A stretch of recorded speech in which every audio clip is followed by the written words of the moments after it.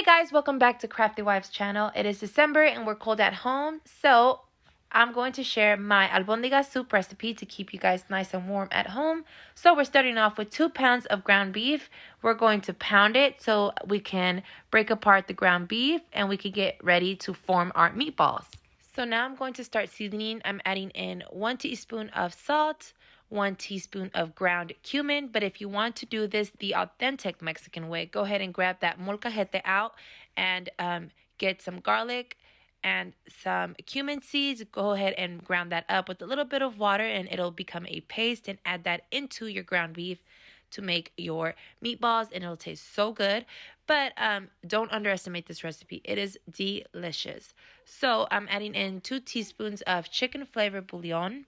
And then I'm going to add 1 teaspoon of ground black pepper. I'm going to crack in 1 egg.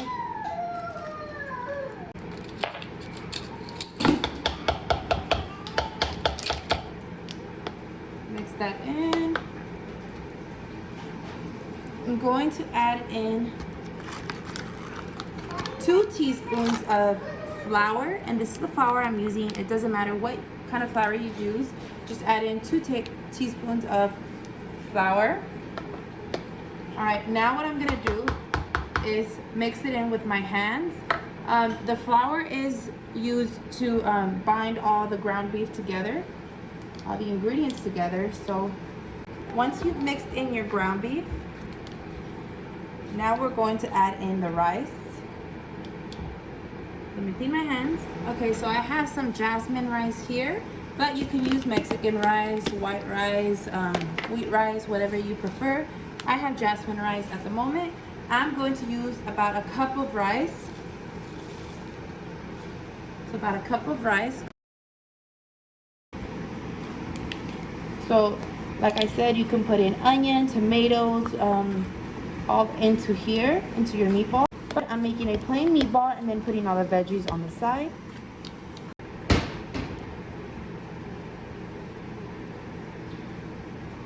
So you just roll it like this and make your meatball. And yeah, I'm gonna repeat this step. This will make around 15 meatballs. My meatballs are done. 15 meatballs. This was 2 pounds of ground beef. I'm gonna start making the broth. So I have some basil here.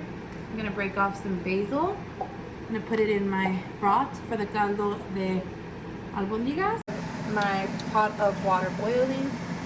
My onion, I'm adding in basil.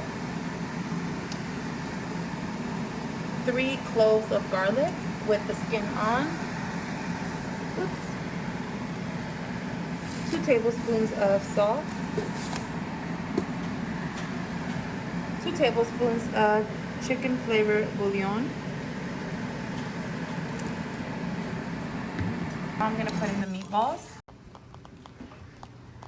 1 by 1.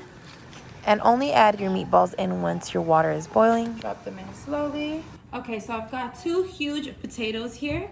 And what I'm gonna do is I'm going to leave the skins on your potatoes.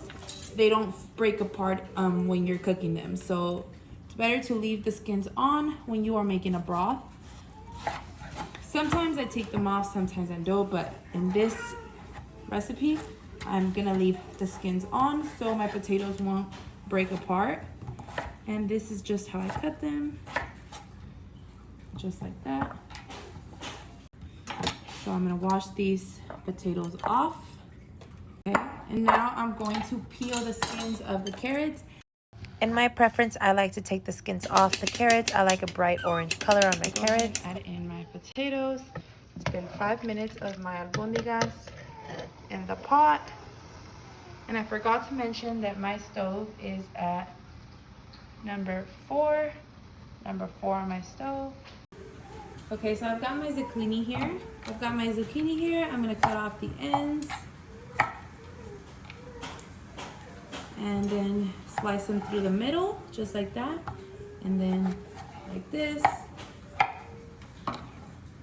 Have these kind of long. So the zucchini goes at the very end. So I'm gonna put them in a different little tray because the zucchini cooks very quickly.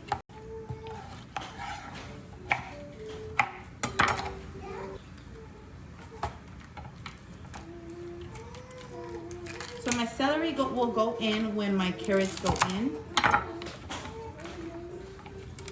And I'm gonna leave them pretty long. Just split them in half just like that.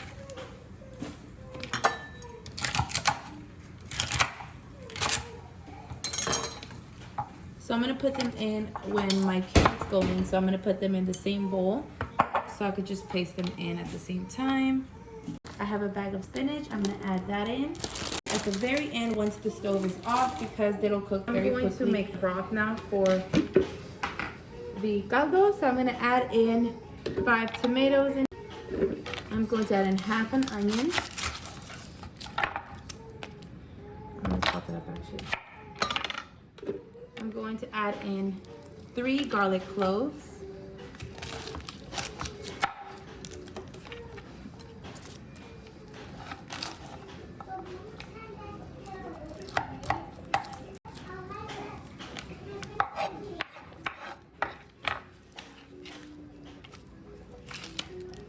So I have my 4 garlic cloves here. I'm gonna add them in here. I'm going to add in my water. It doesn't matter how much water you add, but I'm adding in around 24 ounces of water.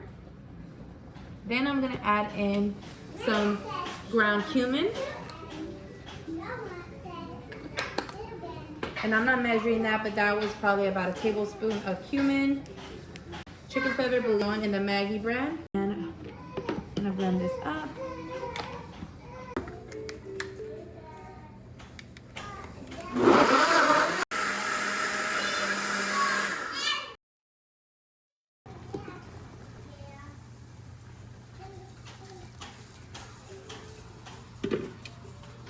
Okay, now I'm going to add in the carrots and the celery. So you want it to boil at a very low temperature so your vegetables won't break.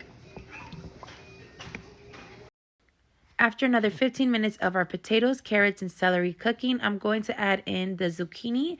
Zucchini tends to cook very quickly, so make sure that's the last veggie you put in. Then I'm going to let this cook for another 10 minutes. And I'm going to remove this large onion that I put for taste before it breaks apart. And make sure you remove the garlic too. I can't find it right now, but I'll find it later. And is a handful of spinach. I've already turned off my stove, but I'm going to add in the spinach at last because the spinach can easily cook with the steam. I'm going to close it just for about 5 minutes with the steam. And our Albondiga soup is ready. So you can see the vegetables. The vegetables are nice and put together. They have not broken apart. Spinach. I'm gonna take out the garlic. So make sure when you're adding in the garlic just like this, you don't take off the skin. So that way it's pretty easy to find them when you're taking them out.